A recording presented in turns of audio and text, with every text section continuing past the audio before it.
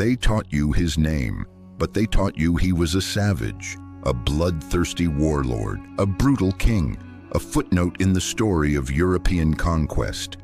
They gave you enough to recognize the name Shaka Zulu, but not enough to understand what he actually did.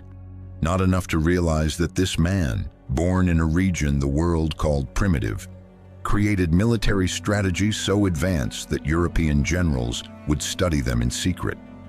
Not enough to know that his innovations didn't just change African warfare, they changed the concept of warfare itself.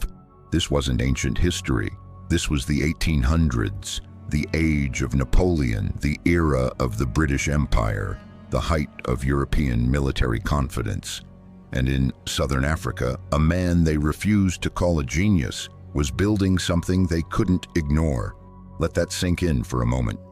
While Europe was colonizing the world with gunpowder and industrial might, an African leader was defeating trained soldiers with strategy, discipline, and a level of tactical innovation that made colonial powers nervous enough to rewrite his entire story. You were taught he was cruel. You were not taught he was brilliant. You were taught he was a warrior. You were not taught he was a revolutionary. You were taught his name. You were never taught why they feared it. This is the story they buried beneath the word savage.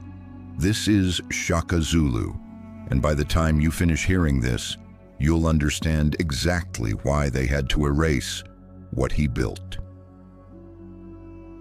Here, the official story goes like this.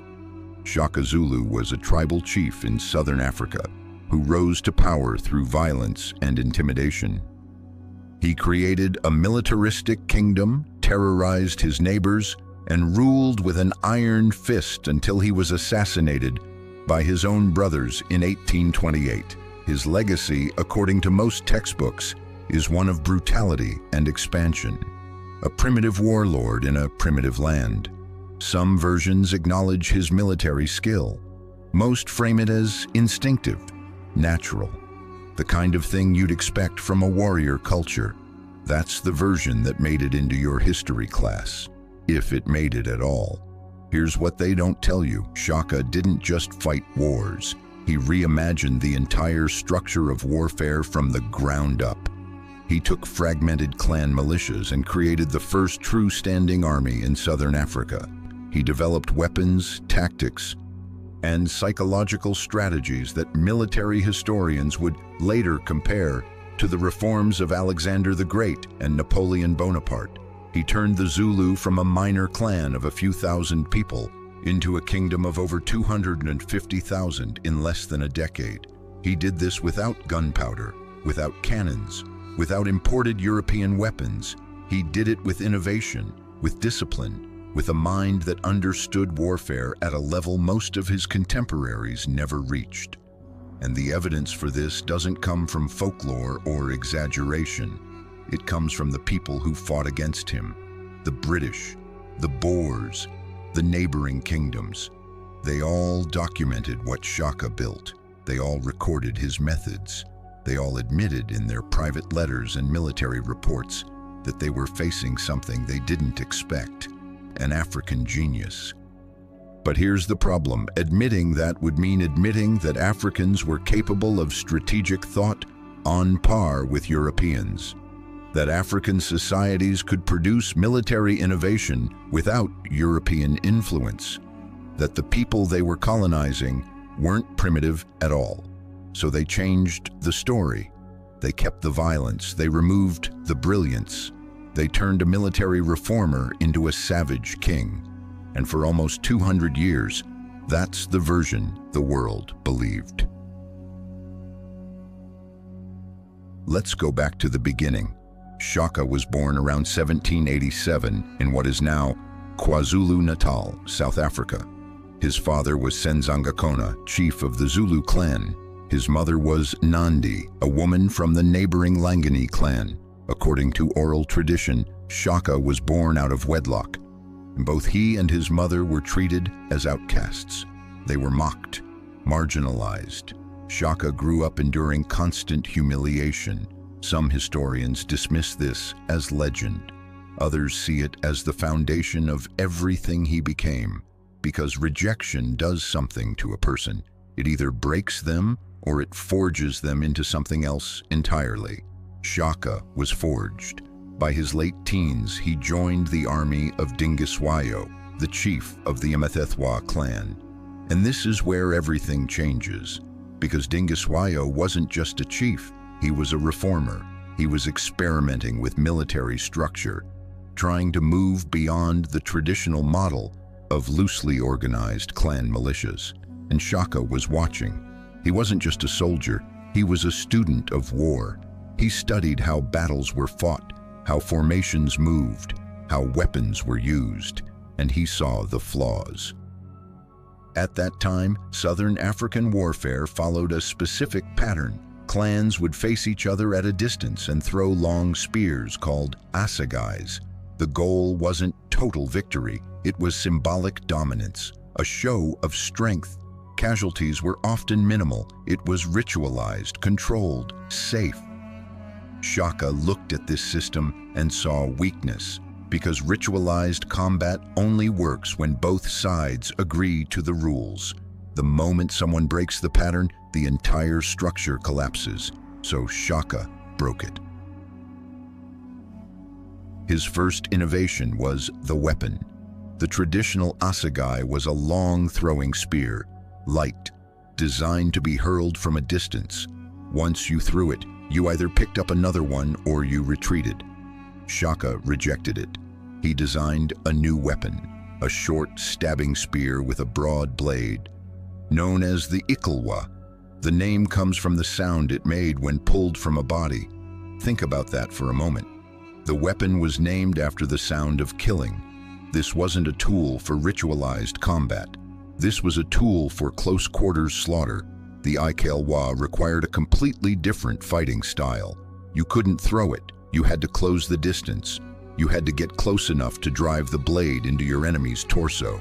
You had to hold your ground. It was brutal, efficient, terrifying, but it was only part of the system, because a weapon is useless without the tactics to support it. And this is where Shaka's genius becomes undeniable. He created the buffalo horns formation.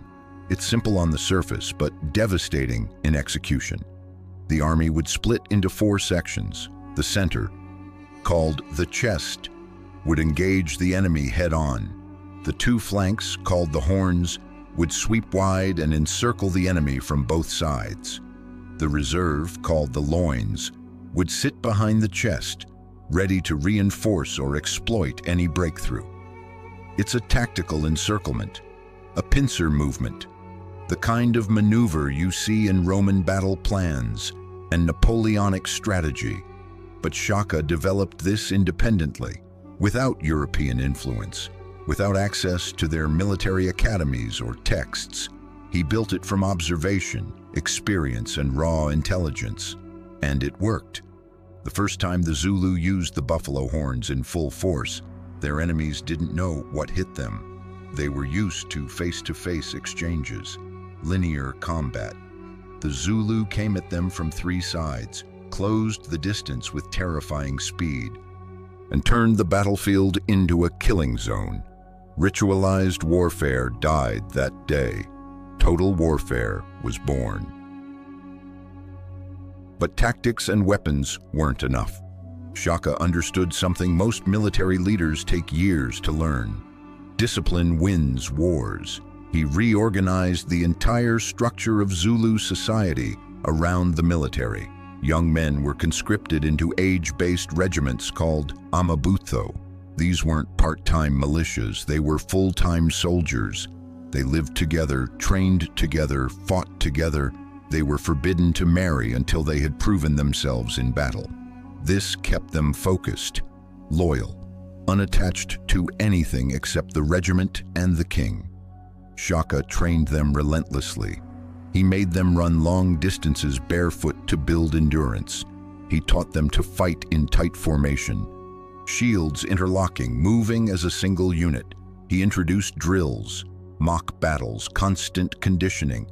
This wasn't a tribal army. This was a professional military machine, and it grew fast. By 1816, when Shaka became chief of the Zulu clan after his father's death, he commanded a force of around 500 warriors. Within 10 years, that number had grown to over 40,000, not through conscription alone, through conquest, integration, and a reputation that made surrender more appealing than resistance. Because Shaka offered a choice to defeated clans: submit and join the Zulu kingdom, or be destroyed. Most submitted, and those who joined didn't become slaves or second-class citizens. They became Zulu, full members of the kingdom with the same rights and protections as anyone else. This wasn't just military expansion. This was nation-building. Shaka was creating a centralized state in a region that had never seen one. Now, let's pause here for a moment, because this is where the story splits. The version you were taught focuses on the violence, the expansion, the fear. The word savage starts appearing in every description. And yes, Shaka's campaigns were brutal. Tens of thousands died. Entire clans were displaced. The period of upheaval became known as the Mifakane, or the crushing. But here's what they don't tell you. That same period of European history was soaked in blood. The Napoleonic Wars killed millions. The colonization of the Americas decimated entire civilizations. The British Empire was built on violence from India to Ireland. But Napoleon is called a genius. European kings are called conquerors. Their violence is framed as strategy, ambition, state building. Shaka's violence is framed as savagery. See the difference? When Europeans expand, it's empire. When Africans expand, it's chaos. When Europeans innovate in warfare, it's brilliance. When Africans do it, it's instinct. The framing determines the legacy, and the people writing your textbooks chose the framing very carefully. Let's talk about what happened when Europeans actually encountered the Zulu military, because this is where the historical record gets interesting. The first major contact between the Zulu kingdom and European settlers came in the 1820s. British traders and Boer farmers were moving into the region, and they brought with them the assumption of superiority. They had guns, they had horses. They had the confidence of an empire that had conquered half the world. The Zulu had spears. On paper, it shouldn't have been a contest, but Shaka understood something they didn't. Technology doesn't win wars, strategy does. Early firearms in the 1820s were slow to reload, inaccurate beyond close range, vulnerable to weather. A musket could fire maybe 3 rounds per minute under ideal conditions. A trained Zulu warrior could close 100 meters in seconds. By the time a gunman reloaded, the iklwa was already at his chest. Shaka studied European weapons.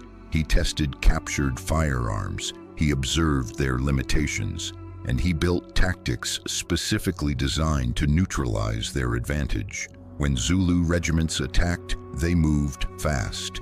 They used terrain. They struck at dawn or dusk when visibility was low. They overwhelmed defensive positions before the enemy could establish firing lines. This wasn't reckless charging. This was calculated aggression based on understanding your enemy's weaknesses, and it terrified the Europeans. British military reports from the period describe Zulu forces as extraordinarily disciplined and more organized than expected. Missionaries and traders wrote letters describing formations that moved like a single organism and attacks that were methodical and devastating. One account from a British observer in 1824 described watching a Zulu regiment conduct training exercises. He wrote, "They move with a precision that would be admirable in any European army. Their discipline is remarkable. Their speed is unmatched." That's not folklore. That's a first-hand account from someone who had every reason to dismiss them as primitive. He couldn't, because what he was watching was real. Now here's where the story turns. Because these accounts existed, these observations were documented, European military leaders knew exactly what they were dealing with, but that knowledge didn't make it into the history books. Instead, the narrative shifted to focus on Shaka's personality, his ruthlessness, his paranoia, the executions, the campaigns of terror. They turned him into a madman. Here's why that matters. If Shaka is a genius, then the Zulu kingdom is a legitimate state built on sophisticated military innovation. That means colonization isn't bringing civilization to savages, it's conquest, invasion, theft. But if Shaka is a tyrant, if the Zulu kingdom is built on fear and violence, then European intervention becomes liberation. The narrative justifies the outcome, and the outcome was always going to be colonization. So they couldn't afford to let Shaka be brilliant. They needed him to be brutal. They kept the violence, they erased the strategy, they made sure you remembered the blood, but forgot the mind behind it. Let's go deeper into the innovations, because the iklwa and the buffalo horns are just the beginning.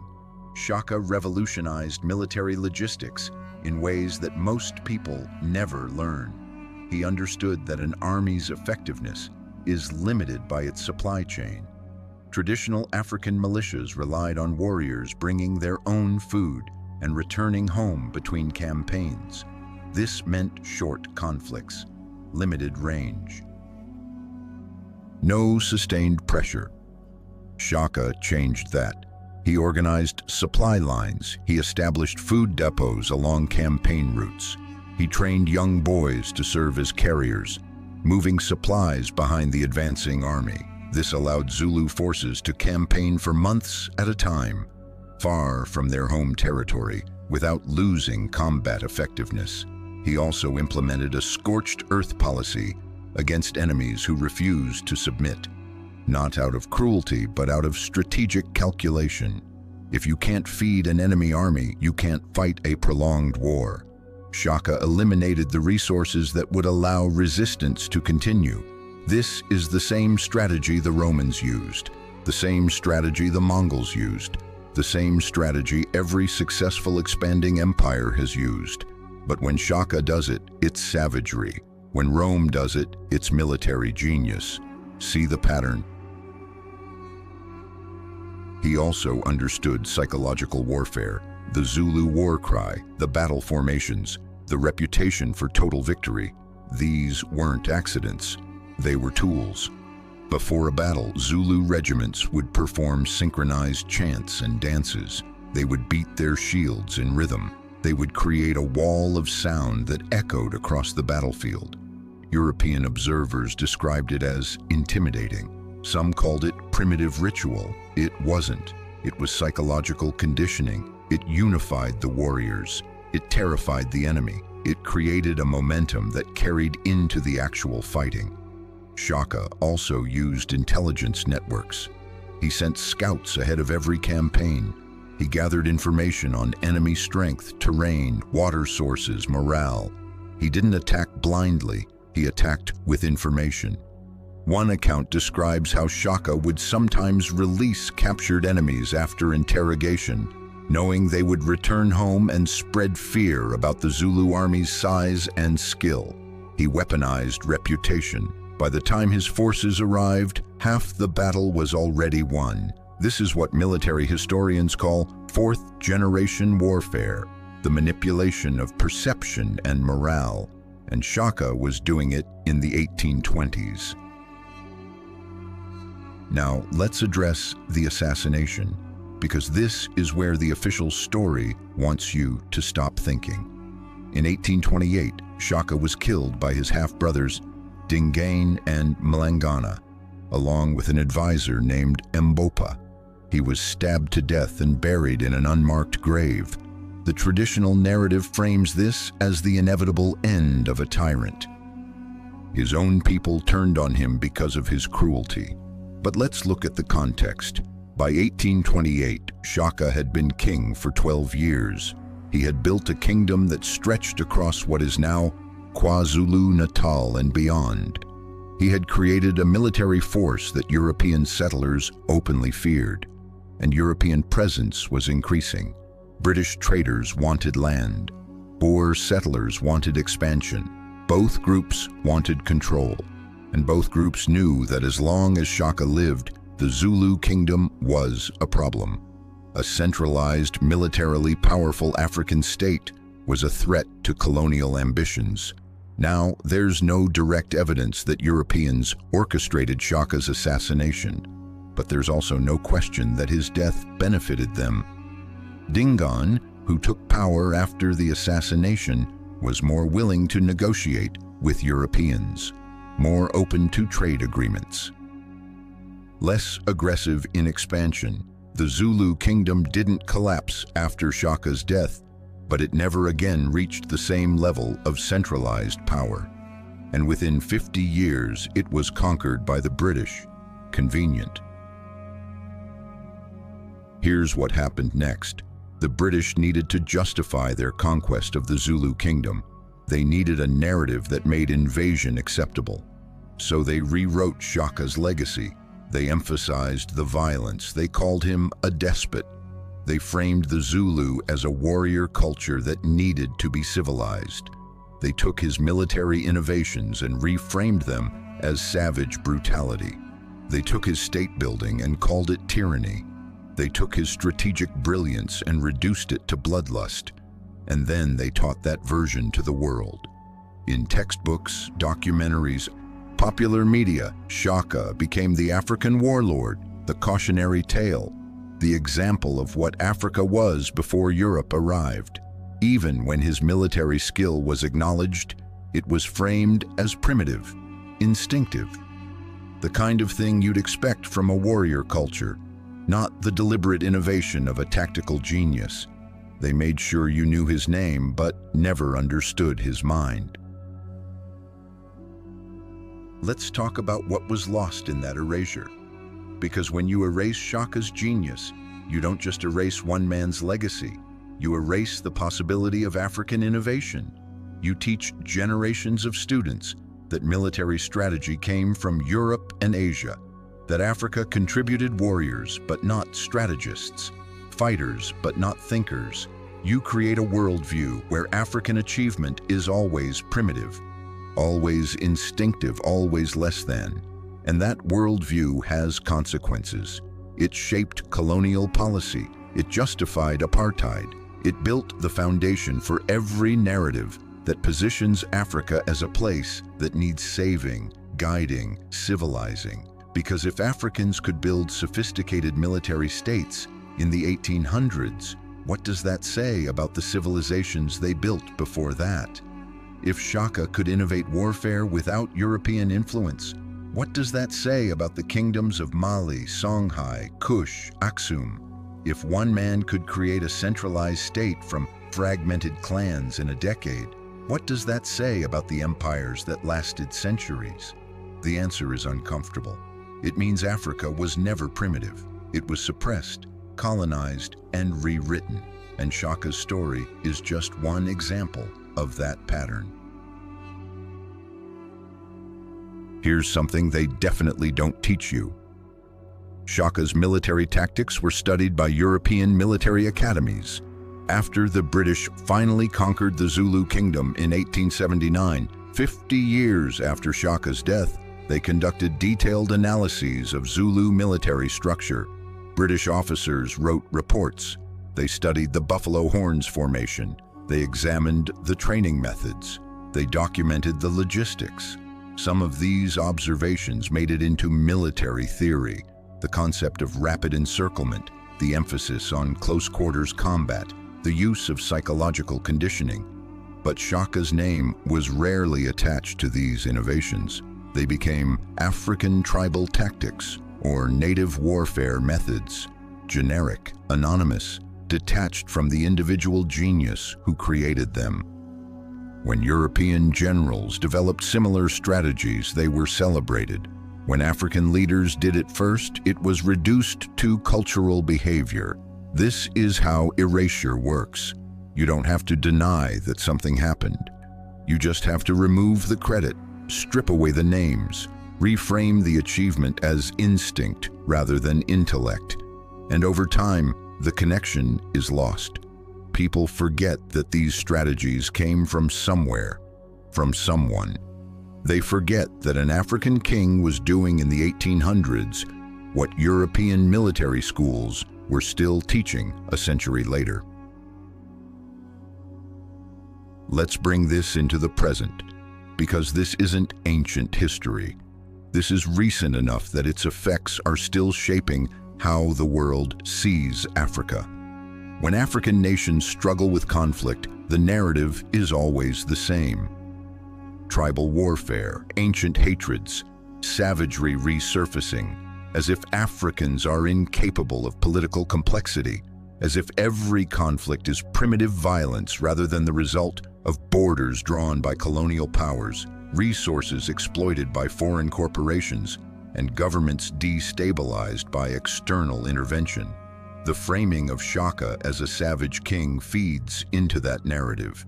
It teaches people to see African violence as inherent rather than contextual, to see African leadership as brutal rather than strategic. It makes it easier to ignore the brilliance, the innovation, the civilizations that existed before colonization and could exist after it. And that ignorance is a tool, because if you believe Africa was always chaos, then foreign intervention looks like help. If you believe Africans were always fighting each other, then colonization looks like peacekeeping. The narrative justifies the outcome, and the outcome was always dispossession. Let's go back to Shaka one more time, because there's a detail in his story that most people never hear. After his death, his grave was deliberately left unmarked. His body was buried in secret. For decades, no one knew exactly where he was laid to rest. Some say this was to prevent enemies from desecrating the grave. Others say it was to allow his spirit to rest without interference. But there's another interpretation. Leaving him unmarked erased him from the land, made him memory instead of monument, removed the physical proof that he existed, and for a long time that worked. The Zulu kingdom fell, the land was colonized, the narratives were rewritten. But the memory survived, in oral tradition, in the stories passed down through generations, in the pride that never quite died, even under apartheid, even under oppression. The Zulu people remembered, and eventually, the world started listening. Today, Shaka Zulu is recognized in South Africa as a national hero. There are statues, memorials. His legacy is taught in schools, at least in some form. But even now, the framing is complicated, because the official history still carries the weight of colonial narratives. Shaka is acknowledged as a military leader, but the word genius is often missing. His innovations are mentioned, but rarely emphasized.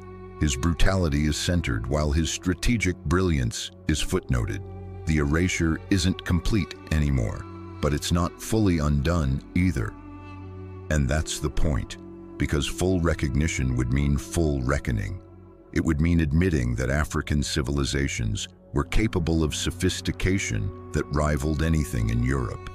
That colonization didn't bring progress, and it destroyed it. That the narrative of African primitiveness was a lie designed to justify theft. And that reckoning hasn't happened yet, not fully, not in the textbooks that shape how millions of students see Africa, not in the documentaries that frame African history as a series of tribal conflicts, not in the casual conversations where Zulu warrior is mentioned, but Zulu strategist isn't. The work of undoing erasure is slow, but it's necessary. So let's be clear about what Shaka Zulu actually was. He was a military reformer who revolutionized warfare in southern Africa. He was a state builder who unified fragmented clans into a centralized kingdom. He was a strategist who developed tactics that are still studied today. He was a leader who understood logistics, psychology, discipline, and innovation at a level that most of his contemporaries, African or European, never reached. He was brutal, yes, so was Napoleon, so was Alexander, so was Julius Caesar, but they're called great. Shaka is called savage, and the difference is not in the history, it's in who wrote it. Here's what they didn't want you to know. Shaka Zulu proved that African societies could produce military genius without European influence. He proved that innovation, strategy, and state building were not the exclusive domain of the West. He proved that the narrative of African primitiveness was a lie. And that's why they had to rewrite his story. Because if one African leader could do what Shaka did in the 1800s, imagine what Africa could have become without colonization. Imagine the kingdoms that could have risen, the technologies that could have been developed, the civilizations that could have flourished. That possibility had to be erased, not just from history books, but from imagination. They had to make sure that when people thought of Africa, they thought of tribes, not nations, warriors, not strategists, chaos, not order. And Shaka's story became a tool in that erasure. But the truth doesn't disappear just because it's buried. It waits. The Zulu kingdom fell in 1879, defeated by British forces at the Battle of Ulundi. Even then, even with superior firepower, the British suffered heavy casualties. The Zulu fought with the same discipline, the same tactical precision that Shaka had instilled decades earlier. The British won, but it wasn't easy. And in their reports, in their private letters, they admitted something they would never say publicly. The Zulu were not savages, they were soldiers. Disciplined, strategic, dangerous. One British officer wrote, "We have fought many enemies across the empire, but none have challenged us quite like this." That acknowledgement existed, briefly, and then it was buried under the narrative of civilization triumphing over barbarism. The official history became the only history, until now. And this is what happens when you dig beneath the surface of what you were taught. You find brilliance where they told you there was only brutality. You find innovation where they told you there was only instinct. You find a civilization where they told you there was only chaos. Shaka Zulu was not a footnote, he was a revolution, and his erasure was not an accident. It was a necessity, because empires are built on narratives as much as they are built on conquest. And the narrative they needed was simple. Africa was primitive until Europe arrived. Shaka's existence challenged that narrative, so they kept his name and changed his story. They made sure you remembered the violence but forgot the vision. They made sure you heard about the spear but not the strategy behind it. They made sure you knew he was a warrior but never learned he was a genius. And for almost 200 years, that version stood. But here's the thing about truth, you can bury it. You can rewrite it. You can erase it from textbooks and official histories, but you can't kill it, because somewhere, someone remembers. Somewhere, the evidence still exists. And eventually, people start asking the questions that were never supposed to be asked. Questions like, if Shaka was just a savage, why did the British study his tactics? If the Zulu were just a tribal militia, why did it take the full force of the British Empire to defeat them? If Africa was primitive, why do the records from the people who were actually there tell a different story? Those questions break the narrative, and once the narrative breaks, you can't put it back together. So here's what I want you to take from this. Shaka Zulu was a military genius. Not because of folklore or exaggeration, but because of documented evidence from the people who fought against him. He created innovations in warfare that influenced tactics for generations, even if his name was removed from the credit. His story was deliberately rewritten to serve a colonial narrative that needed Africa to be primitive. And that rewriting wasn't unique to him. It's a pattern that repeats across African history. Every time you hear about an African leader and the first word attached to them is brutal or savage, ask yourself,